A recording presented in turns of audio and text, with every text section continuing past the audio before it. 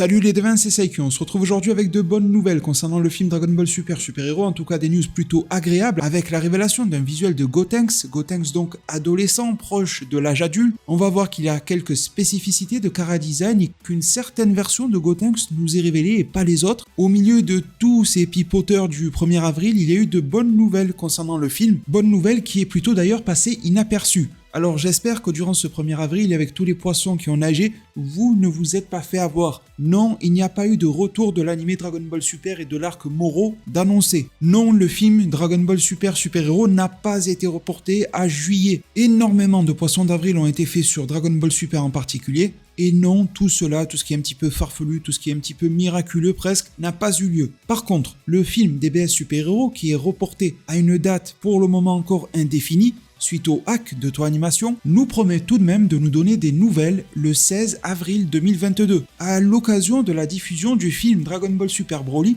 pour la première fois sur la chaîne de télévision japonaise Fuji TV. Et que les termes soient bien clairs, ils n'ont pas précisé pour le moment qu'un nouveau trailer serait diffusé après le film DBS Broly, mais ils ont dit que ce 16 avril, une fois le film sur Broly terminé, une vidéo spéciale concernant le film DBS Super Hero sera diffusée et présentée au public et qu'elle aura pour but de mettre en évidence, je cite, les points forts du film. Alors mettre en évidence les points forts du film, c'est peut-être blablater sur des choses déjà connues, ça peut être nous montrer de nouveaux visuels, tout comme apporter un nouveau trailer. Tout est possible. Et on espère que ça soit un trailer. Ça serait d'ailleurs une bonne occasion pour que le film se trouve une nouvelle date de sortie définitive, en espérant que Toei Animation soit passé outre ces problèmes de hack. En tout cas, cette date du 16 avril est clairement à noter dans nos agendas. Mais en attendant, le film se révèle déjà un petit peu plus. Vous savez que les goodies au Japon vont bon train, on peut en acheter de toutes sortes, et le compte Twitter de la société Animate, qui sont en fait des magasins dédiés aux animés et aux mangas, directement implantés au Japon,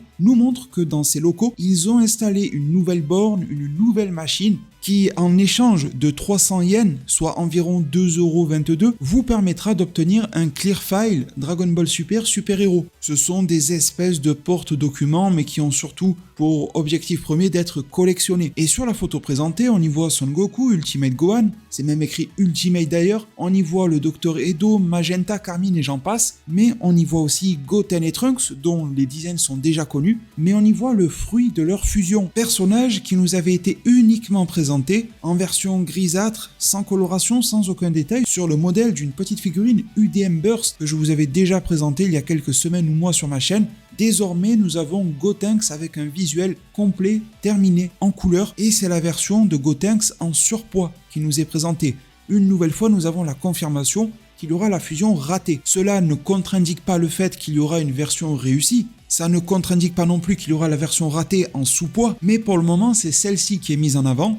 Ça va plutôt dans le sens du fait que Goten et Trunks ne s'entraînent pas jusqu'à la fin originelle de Dragon Ball qui se place juste après Super Hero, mais je tiendrai aussi à vous signaler qu'on a eu une collection de cartes sur laquelle on y voit Goten et Trunks et on nous y promet qu'ils vont prendre part à la grande bataille du film. Ça n'est pas directement précisé si c'est par le biais de Gotenks ou autre, mais en tout cas on peut se douter que même si ils ont levé le pied, ils devraient reprendre un petit peu et se remettre en selle durant ce film-là, même si rien n'indique qu'ils vont se transcender ici. En tout cas, ce Gotenks m'intéresse sur deux aspects. Bon, il y en a un troisième qui est plutôt secondaire ici, c'est-à-dire de le voir en version adolescente. Et justement, une des choses qui m'intrigue le plus, c'est qu'il ne change pas beaucoup. Je vois qu'il a l'air un petit peu plus âgé, ce genre de choses, il n'y a pas de souci, il a l'air un petit peu plus grand, mais surtout ses cheveux. Ses cheveux m'ont l'air toujours violets. Alors le violet a l'air plus clair que sur sa version originelle, c'est peut-être dû à la qualité de la photo, les reflets, surtout que cette affiche est derrière une sorte de vitre, de plastique, un truc comme ça, qui peut rendre plus clair certaines tonalités de couleurs, mais en tout cas, ses cheveux tirent clairement au violet. Le violet que Gotenks a toujours eu sur sa coupe de cheveux.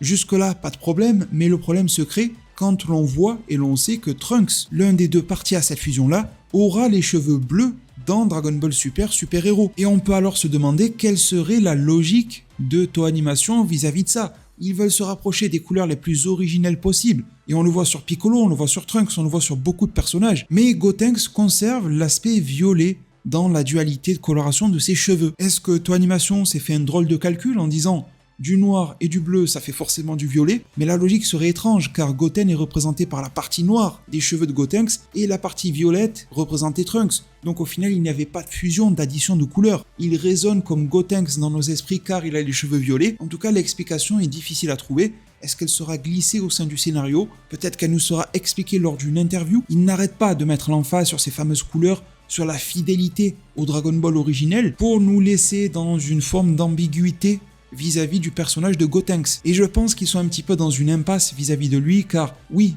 il y a discussion sur la couleur des cheveux de Trunks, de Bulma, bleu, violet, selon les périodes, selon que ça soit le manga, l'anime, selon les périodes à laquelle Toriyama les dessine. Mais Gotenks a toujours eu les cheveux violets, malgré le bleu de Trunks. Alors je pense aussi que Toonimation a dû avoir une réflexion un petit peu, entre guillemets, il y a pire que ça, il n'y a pas mort d'homme, mais une réflexion, une discussion un petit peu compliquée, à savoir, est-ce qu'on adapte au bleu originel de Trunks, ou alors est-ce qu'on reste fidèle au violet traditionnel et classique de Gotenks? Et le choix a été a priori fait. Alors une option subsiste aussi, c'est tout simplement le fait qu'il ait les cheveux bleus désormais uniquement dans sa version réussie. Et les versions en sur et sous-poids lui donneraient une coloration peut-être violette, peut-être du violet clair lorsqu'il est en surpoids, violet foncé en sous-poids. Ça permettrait de le démarquer.